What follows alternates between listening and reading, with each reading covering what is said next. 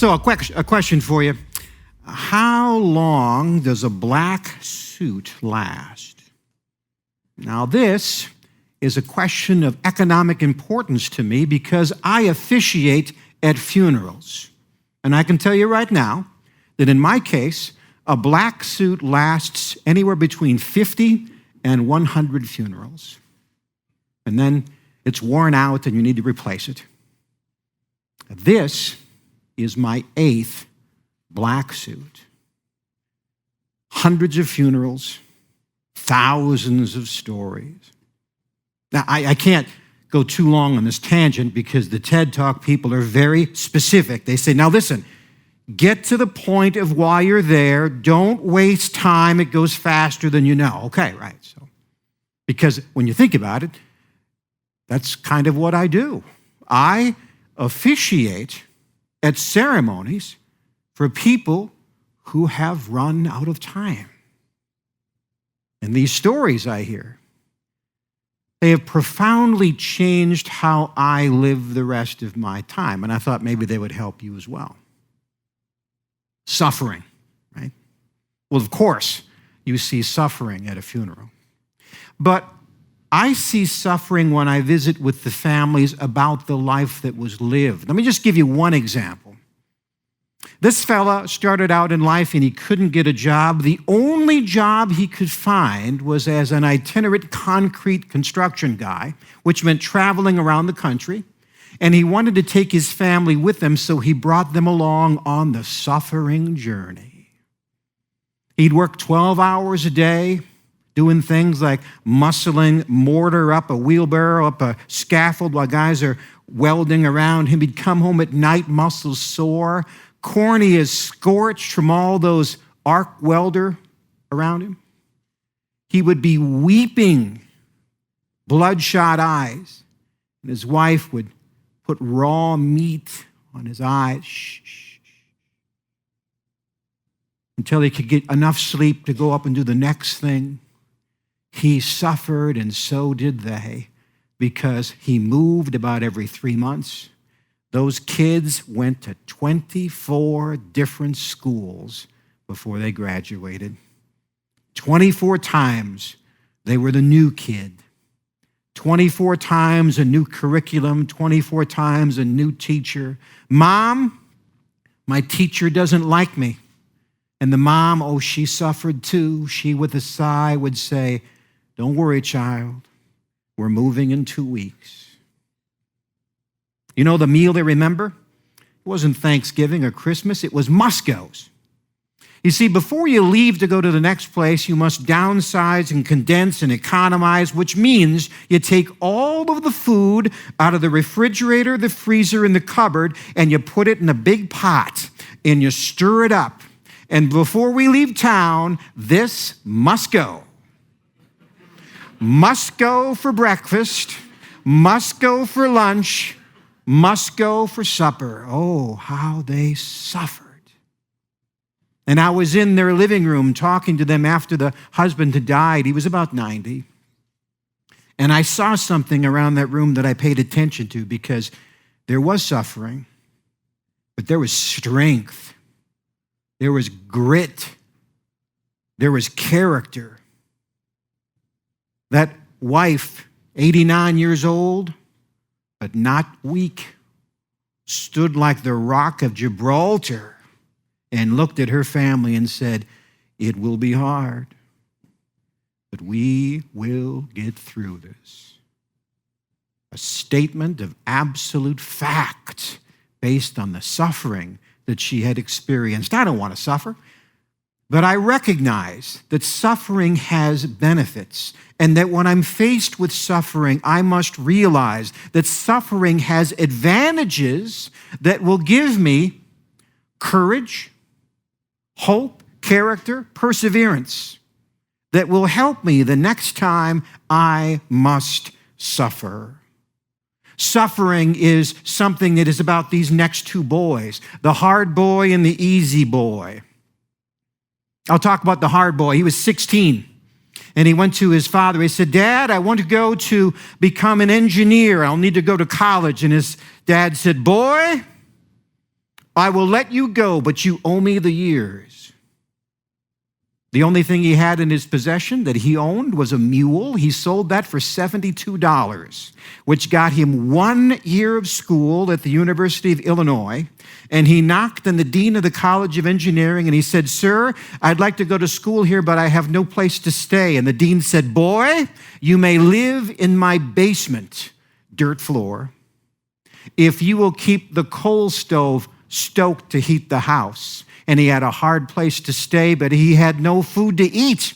So he worked at the college cafeteria as a waiter 3 meals a day to get food to eat, but he had no money for books. So he worked at the school library 6 to close to get enough money for books, and he had no clothes to wear. So he joined the National Guard, and they gave him one uniform that he wore every single day. And when he got done with that first year, he got a job sewing on buttons on band uniforms for a penny a button until he got enough money to go to 1 more year of school, and he did that 3 hard years till he got a brand new diploma and took his brand new wife and did 1 more hard thing. He went back to the farm to work for his dad 3 more years. Now that hard boy, how do you think his life turned out? Now the easy boy, he was so smart, so bright, so energetic, a mind. It's too easy, actually. The school was boring for him, so he started to cut classes. His stepdad says, "No, that's not going to work out right." And he had a relative who said, "You know what? You don't have to listen to him. Why don't you come live with me? It will be easy." So he did. And he got a job, a minimum wage job, boring work, and his relative said, "You know what? I'll just give you an allowance. That'll be easy." So he did. "I'll give you a car to drive. That'll be easy. And you can live in my garage, a loft apartment above. It'll be your own place." How easy it was. And he had a girlfriend. Now, girlfriends, they're not always easy. So he needed an escape. I don't know which drug he started with. He wound up taking them all. I saw him in a grocery store a couple years ago. He could not string a sentence together. Those drugs, they stole his mind. And then they attacked his kidneys and they attacked his liver, and he couldn't control his anything really. And so when he was in the hospital, he was in severe trauma, but they couldn't do anything because his drugs had messed up with his body. He weighed 400 pounds and he died in the emergency room, and he was 32. And this is the sentence that those boys represent. Listen now. If you do the hard things, life is easy. If you do the easy things,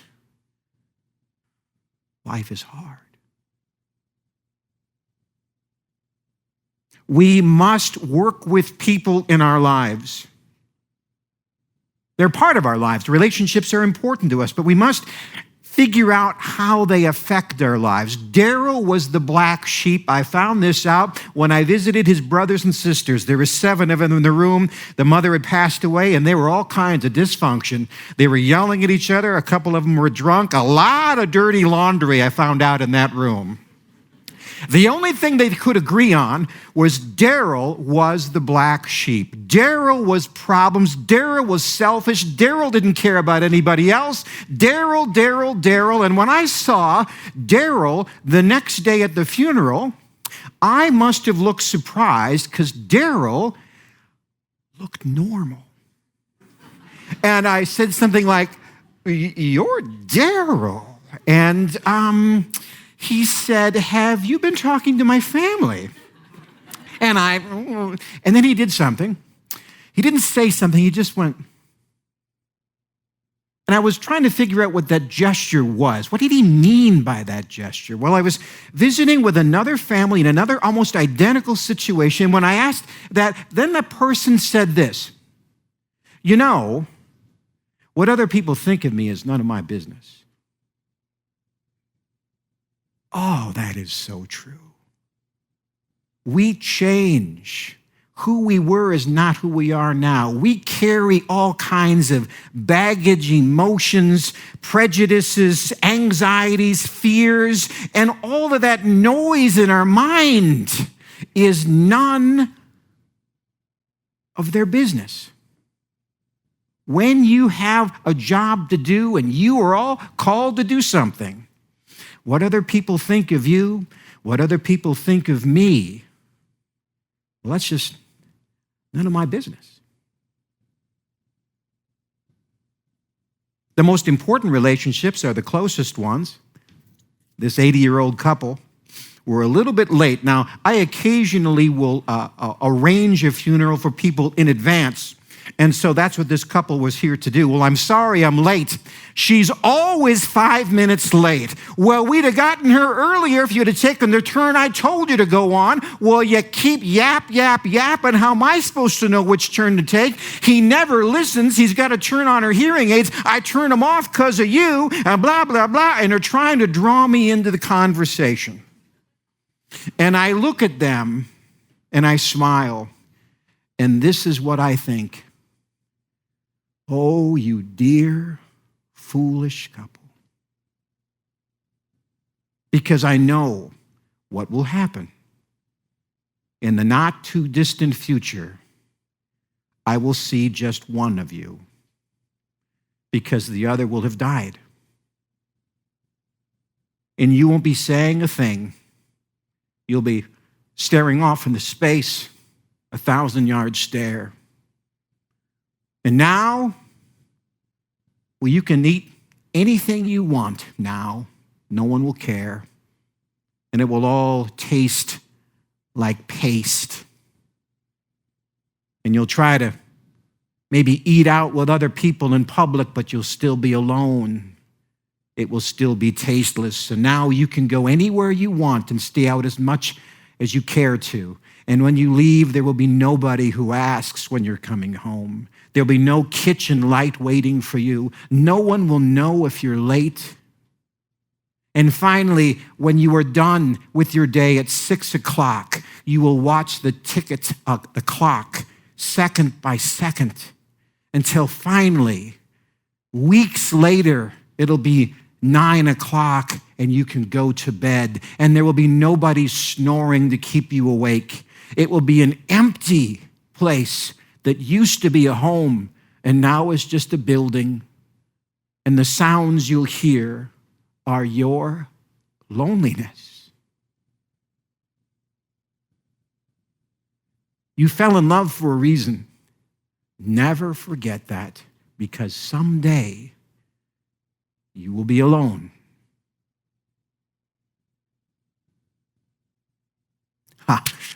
This gal came in mad. Her husband had died 8 years ago. Couldn't figure out what she was so upset about. Pick. Her face was angry and sharp, voice bitter. Finally, she flung her pen across the room and said, "He died. We saved our money. We were going to go on vacation, see the world, get an RV, and then he got sick. And he took our money. And he died anyway. And I am alone." Yes. That golden years thing, well, that's a possibility. But it's not likely that you will get those 20 years at the end of your life. I'm just telling you. Now, hear this. You will get 20 golden years, but it won't be all in one stretch. It'll come in 10 or 15 or half-hour blocks that you get every single day. Okay? That sunrise this morning? Well, not this morning. the first sound of a cardinal, the taste of a cup of coffee, the sticky-fingered kiss of a toddler, a person who looks at you and says, cute shoes, the movie, the smell of grass, barbecue on a summer's night. Oh, those are your gifts, but you must notice them or they will be lost to you. Yeah, you see, now listen to me. I can't help the dying part. Everybody dies. But you must decide if you're going to live.